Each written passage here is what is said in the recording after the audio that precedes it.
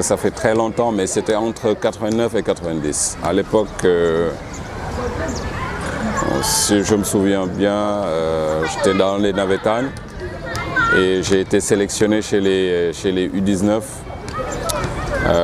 Et j'ai joué mon premier match, je pense, contre Thonon-les-Bains, un centre de formation qui venait de la France, en match d'ouverture des seniors contre la Sierra Leone. J'avais marqué mon premier but sur penalty et j'avais donné une balle de but. Bon, à l'époque, ça me disait pas grand-chose parce que je n'avais pas trop compris. Donc j'étais encore trop jeune. C'est au fil des années que j'ai su que c'était quelque chose d'exceptionnel. Mais dans l'immédiat, voilà, ça faisait toujours plaisir de dégrainer des sélections et de porter le maillot national. Ce n'était pas un objectif au départ, c'est pourquoi peut-être je ne mesurais pas l'importance de cette sélection. Lui, quand il est arrivé au Sénégal, il savait déjà qu'il y avait du produit brut chez les jeunes. Alors on lui avait conseillé de faire le tour des terrains pour avoir la perle rare. Donc c'était ça son objectif, enfin l'autre objectif bien sûr, peut-être le deuxième ou le troisième, c'était de former des jeunes, des talents. Donc un jour j'ai reçu son coup de fil, donc il me donnait rendez-vous dans un hôtel de la place et je suis allé avec un de mes mentors. C'est comme ça que je l'ai connu. C'était lors d'une représentation, je crois, à propos du football. Donc ça fait tellement longtemps que je ne me rappelle pas trop des détails, mais ce qui est important, ce qu'il y a à retenir, c'est qu'à l'époque, il y avait beaucoup de bruit, ça faisait peut-être jaser, ou les gens ne comprenaient pas comment se fait-il qu'un joueur de Navétane puisse intégrer l'équipe nationale. Mais bon, lui, son objectif, c'était de partir du bas vers le haut.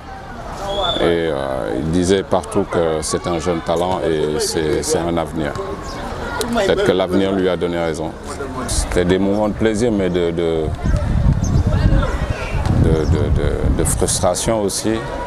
C'était des moments difficiles.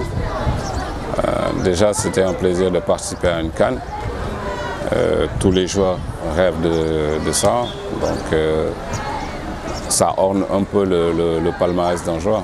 Après, maintenant, quand il y a une élimination, surtout à domicile, c'est toujours très difficile et compliqué.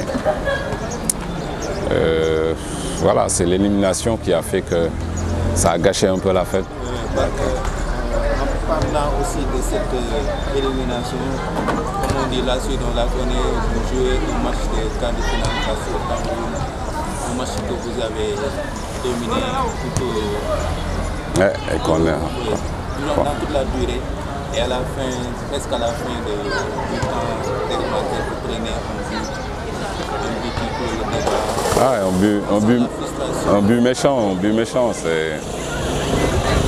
On se disait dans notre tête, peut-être que s'il y avait un but, ce serait peut-être de notre côté de marquer, ou bien à la limite d'aller aux prolongations ou au tir au but. Donc ce n'était pas dans nos calculs parce qu'on se sentait confiant.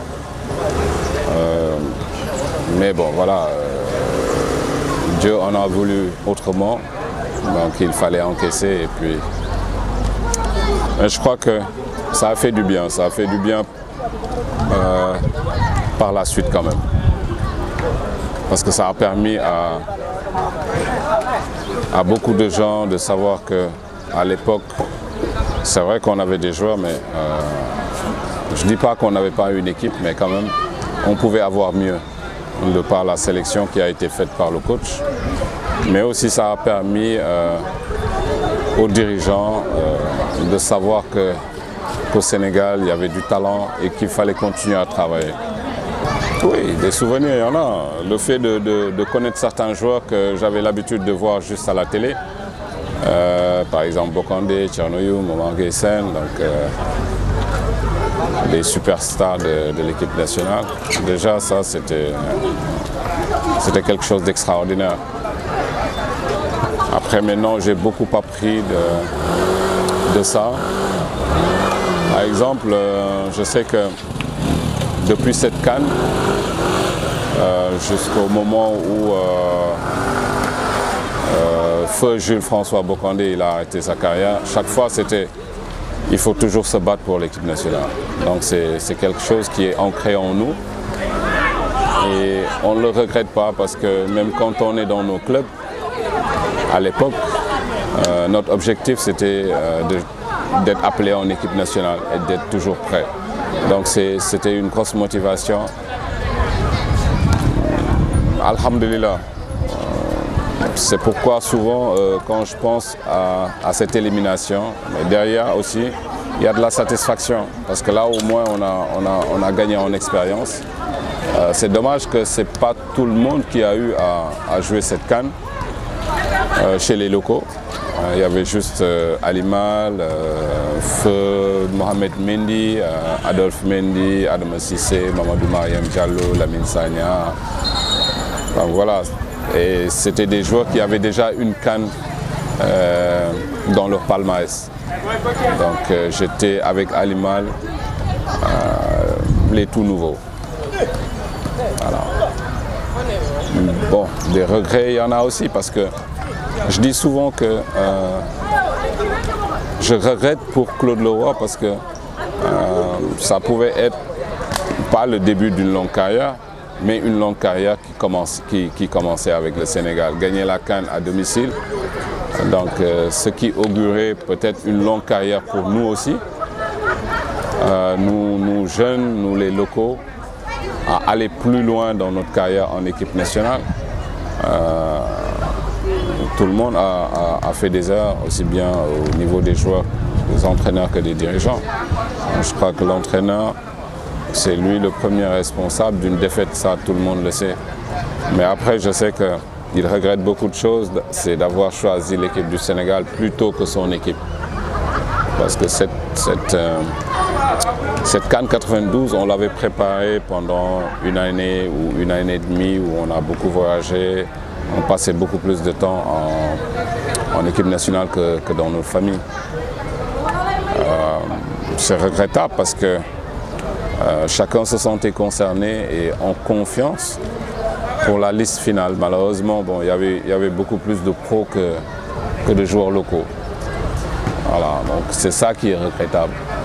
Après maintenant, du côté des dirigeants, il fallait un bouc émissaire, quelqu'un sur qui voilà, cracher. Donc l'entraîneur était le premier à être viré, ce qui était dommage parce qu'on aurait pu le laisser continuer son travail et le laisser rectifier surtout. Malheureusement, voilà, on est revenu à la case départ en essayant d'être sur la scène internationale. Ce n'était pas toujours évident, c'était toujours de nouvelles équipes. Heureusement, dans les années 2000, après, les choses ont changé et les joueurs ont commencé à comprendre ce que c'était l'équipe nationale. Continuer à faire ce qui a été fait jusqu'à présent, c'est un travail de longue haleine. Ça fait des années maintenant, une dizaine, voire une quinzaine d'années que les trucs se font bien dans les petites catégories. Actuellement, c'est tout à fait normal qu'on gagne parce que c'est le fruit d'un long travail minutieux, bien organisé, qui est en train de fleurir. Donc forcément aujourd'hui, on gagne des trophées. Maintenant, il faut consolider les acquis, c'est-à-dire continuer à travailler dans les petites catégories. Vous voyez maintenant qu'il y a beaucoup de centres qui émergent. Le problème, ce n'est pas d'accumuler des centres un peu partout au Sénégal pour avoir une bonne qualité en formation. Le problème, c'est d'avoir de bons formateurs. Et le Sénégal en a. Après maintenant, c'est voilà, avoir un œil un peu partout parce que du talent aussi. Un entraîneur me disait à chaque coin de rue, il y a des joueurs meilleurs que ceux qu'on voit. Et c'est vrai, quoi. Maintenant, il faut donner la chance à tout le monde d'être vu. Tout le monde ne peut pas réussir, mais à une certaine base à respecter, essayer de faire jouer tout le monde. C'est pas facile, c'est ce que la Fédé est en train de faire. Maintenant, il reste aussi les infrastructures. Je pense que c'est une base indéniable. Il faut se munir d'infrastructures capables aujourd'hui de faire jouer beaucoup de jeunes, mais surtout d'avoir une formation de qualité comme on l'a toujours fait. Mais en Afrique, le problème, c'est dans la constance et la continuité. Aujourd'hui, le Sénégal a montré qu'on a de bons formateurs, mais dans ces formateurs-là, il faut les consolider dans leur rôle. C'est-à-dire non seulement de rester formateur, mais toujours de continuer à apprendre pour pouvoir inculquer à ces jeunes une formation adéquate.